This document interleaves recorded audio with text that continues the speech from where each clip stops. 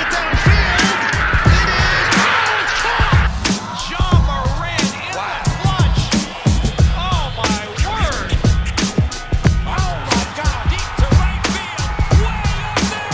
And way out of here. Down the sideline. Jefferson. Another huge run. Jalen Red broke tackle. Stayed on his feet.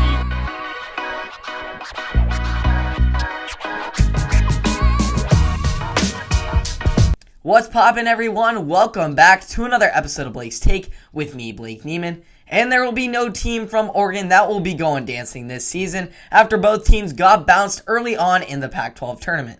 For both the Ducks and the Beavs, it was a win-or-go-home situation, and both teams failed to prevail, which means that they will both be watching the big dance from the sidelines this season. The defending champion Beavs had no intentions of defending their title after this year's atrocity. 2022 just has not been Oregon State's year. The Beavers had a pitiful ending to their disastrous 3-28 season with an opening round loss to none other than their fellow rival Oregon Ducks in the Pac-12 tournament. Just less than 1 year removed from their Elite Eight run, the Beavs found themselves losing their final 18 games and finished with the most losses in a season ever by a Pac-12 team. Really, the game against the Ducks emphasized what the Beavers have been dealing with all season long. Being able to get so close, competing tough down the stretch, game after game, but just not being able to find a way to get the job done. The cohesion of the roster and the team dynamic was never able to reach its full potential. Really, the Beavs just have to use this season as a learning experience and focus on the positives, as few as there were. Ultimately, just being grateful for the opportunities they have been given.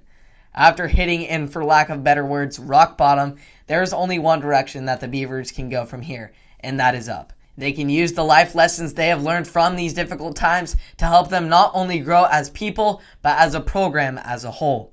As for the Ducks, they haven't fared so well either this season. Following their win over their rivals, Oregon was met by the Colorado Buffaloes, who crushed both the Ducks' Pac-12 championship hopes and NCAA tournament hopes. The Ducks will miss out on the big dance for the first time since 2018. Their 19-14 record doesn't speak to the level of drama this season has entailed for the Ducks. Some games, they were fierce competitors who were able to hold their own against teams like Arizona, UCLA, and USC. However, the Ducks, on the other hand, would then have games where they absolutely fell apart, derailing all the progress they had just made. While a disappointing outcome to the end of the regular season, the Ducks still will likely get a chance to compete in some sort of postseason, just on a lesser stage in the NIT tournament.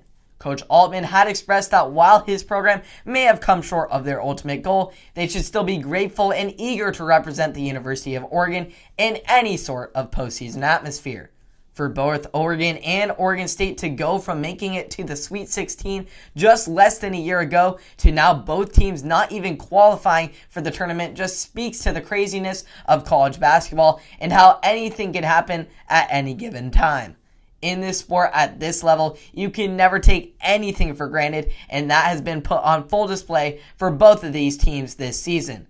That's just the way the cookie crumbles sometimes, and that's how it goes this season in college basketball. It's crazy, the turnaround from year to year. I just can't believe the Beavs, after making it to the Elite Eight, having one of their best runs in program history, to now have one of their worst is just unreal. And then for the Ducks to fall apart and not be able to even qualify for the tournament, that's unheard of for a historic program that they have, and the coach and the successful coach they have under Altman. So it's just an unbelievable turnaround this season. Hopefully they can make it into a positive learning experience that they will carry on going forward into next season and many more to come. But definitely a tough pill to swallow for us here in Corvallis and Eugene. We're rooting for them to continue to improve upon what they have learned this season and just try and make the best of what they have been given. Thank you all for tuning in to yet another episode of Blake's Take. I appreciate all the support. You can keep up to date on all that's going on here on local and national sports, here on Blake's Take on Apple Podcasts, Spotify, and or YouTube. Subscribe and like for more, and I will see you all in the next one. Have a great day.